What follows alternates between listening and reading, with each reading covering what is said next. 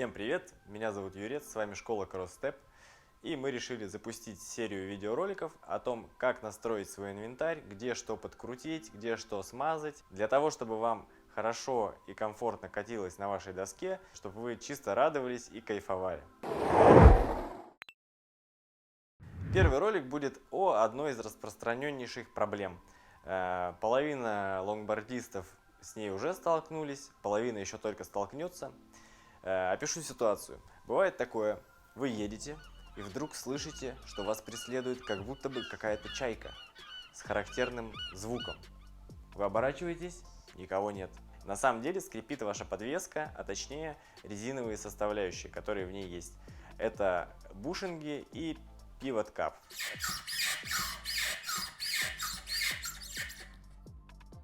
Бушинг – это такая резиновая штучка, которая находится прямо в видимой части подвески. Если вы перевернете доску, вы сразу же ее увидите. За счет нее вы можете регулировать, насколько ваша доска будет поворотливая или менее поворотливая. Бушинги бывают разных форм и размеров, конусообразные, бочкообразные, бывают даже квадратные на некоторых типах подвесок. Они еще различаются по жесткости и подбираются под вес райдера. С бушингами, в общем-то, все понятно. Это такие резиновые штуки, от которых зависит мягкость и плавность наших поворотов, или наоборот. Что же такое pivot cap? По сути, это два слова. Pivot и cap. Две его составляющих. Cap – чашка, pivot, дословно, если перевести, это стержень. Чтобы было понятней, разберемся вообще, из чего состоит у нас подвеска. Подвеска состоит из базы, вешалки и, по сути, вот этих резиновых штук. В вешалку вкручены либо вварены оси, на которые мы надеваем подшипники и колеса. И еще одно ответвление – это как раз-таки пивот. Это вот этот штырь, который вставляется в отверстие в базе. И для того, чтобы здесь также было соединение мягкое и поворотливое, туда вставляется pivot cap. То есть это такая чашеобразная резиновая проставочка, прокладочка, которая также помогает нам поворачивать и дает некоторую устойчивость. При регулярном агрессивном катании этот pivot cap бывает убивается, изнашивается, рвется, теряет свои свойства. То есть здесь тоже, в принципе, важны свойства упругости материала для того, чтобы было комфортно кататься. Так вот, этот pivot cap при трении об металлический вот этот вот pivot, он создает скрип.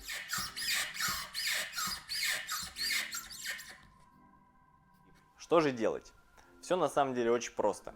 Нам понадобится скейт-тул, немного времени, испачкать свои руки и потом убрать за собой. То есть можно бумажные полотенца, либо газеты расстелить, что-нибудь такое, чтобы обеспечить себе нормальное рабочее пространство. На обеденном столе не рекомендую это все делать, потому что грязь, пыль и все такое, сами понимаете, не очень гигиенично. Мы берем, откручиваем скейт-тулом гайку, вот эту вот, которую вы видите. Затем, после того, как гайка откручена, все вот эти составляющие, вешалка, бушинги, все это снимается.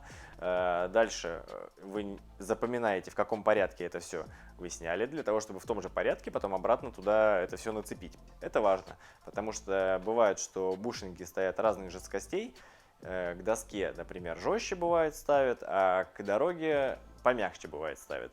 Это тоже одна из особенностей управления доской, скажем так, настройки ее.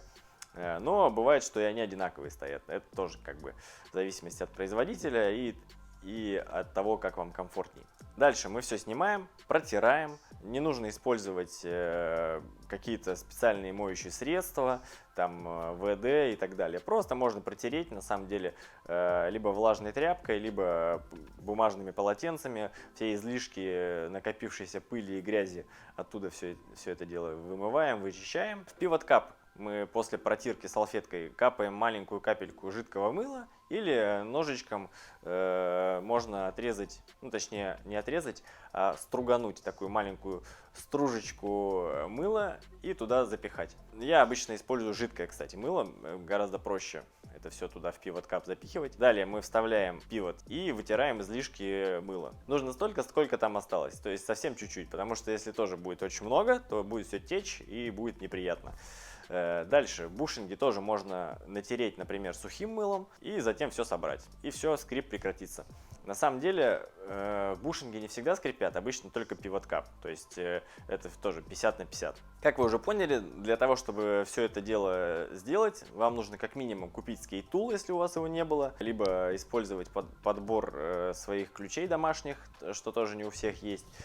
Плюс нужно купить мыло. Мыло тоже не у всех есть.